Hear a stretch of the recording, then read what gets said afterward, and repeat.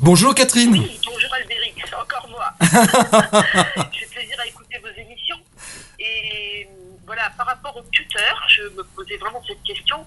Aujourd'hui, la plupart des parents divorcent, hein, les enfants des classes sont des parents divorcés. Et malheureusement, je pense que chez ces parents, il y a toujours cette attente, si vous voulez, de la reconnaissance de l'enfant, si vous voulez, de l'affection de l'enfant. Et en fait, c'est très difficile d'être tuteur lorsqu'on attend l'affection de son enfant, parce qu'on cherche à gagner son affection. Donc on va l'amener au McDo, on va l'amener je sais pas où, tout ça pour essayer. On accate son enfant, vous voyez ce que je veux dire? Pour essayer de gagner son affection. Donc on peut pas rester dans sa place d'adulte, parce qu'on est trop en demande de ça. Voilà. D'une part ça, et d'une autre part, un petit témoignage. Bon, quand j'étais adolescente, comme je n'avais pas reçu vraiment d'éducation, j'ai été pensionnaire chez une religieuse. Et elle jouait tous les soirs au Scrabble avec moi, et en fait on parlait pas du tout école, mais elle m'a donné voilà cette présence dont j'avais besoin. Et à un moment donné, elle m'a dit des choses, bon, elle ne me disait jamais des choses sévères, mais quand elle m'en disait, c'était vraiment tellement important.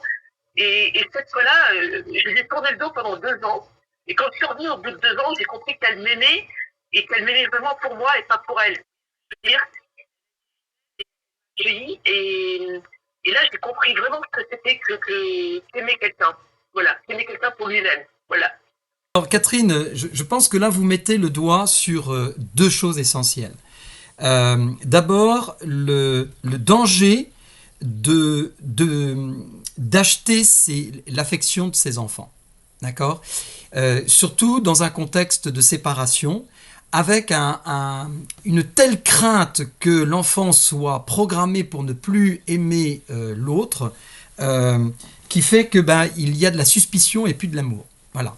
Et le deuxième point, c'est savoir dire les choses au risque, à un moment donné, d'être en rupture avec l'enfant et en se disant, je vais le perdre si je ne vais pas dans son sens. Et si je ne lui donne pas finalement un choc, quoi. Une contradiction qui lui amène une trop forte frustration et qui va entraîner affectivement une séparation avec moi et l'enfant. Alors, d'abord, contrairement à ce que l'on pense, l'enfant est de manière innée aimant pour l'adulte qui est pour l'adulte qui est son père ou sa mère.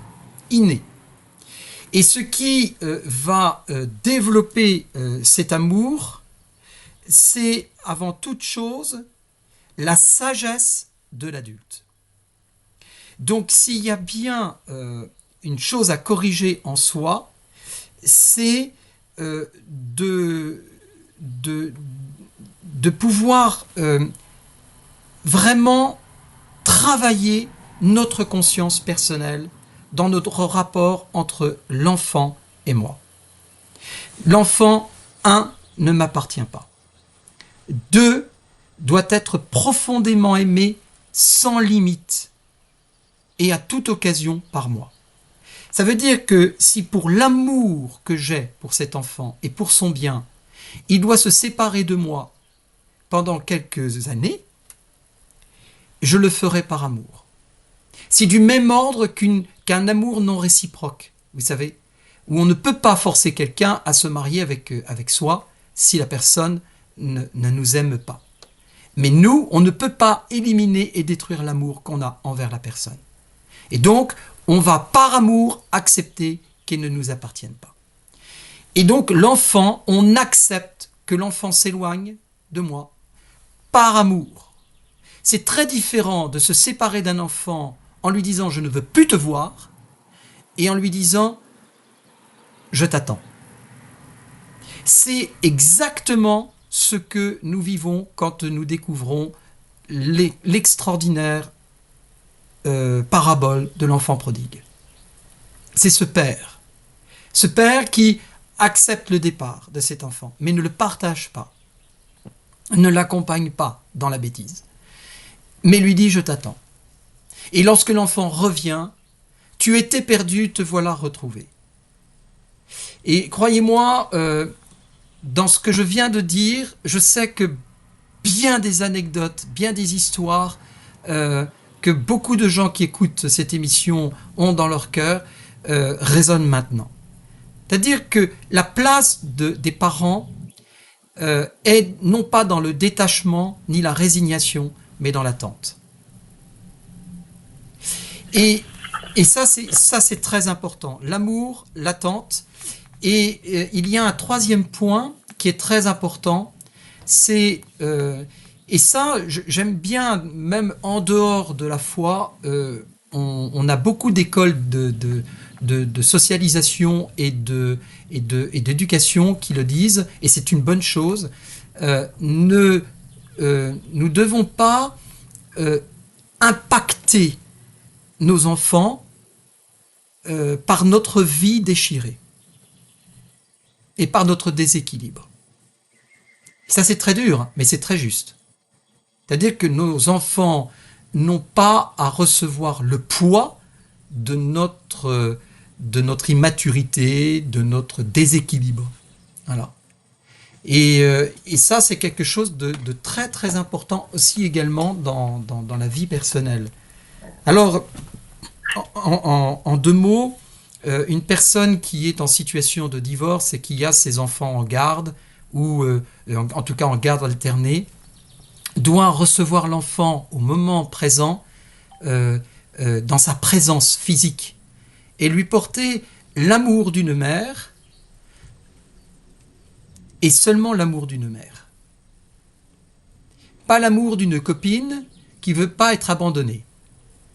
Et puis, pareil pour le papa, en situation alternée. Pareil, exactement pareil. Et ça, c'est quelque chose d'absolument fondamental. Alors, comment on fait, Albéric ? Eh bien, on le fait de la manière suivante, c'est que les actes que je pose, au moment où mon enfant est présent à la maison, je les poserais si mon enfant était tout le temps présent.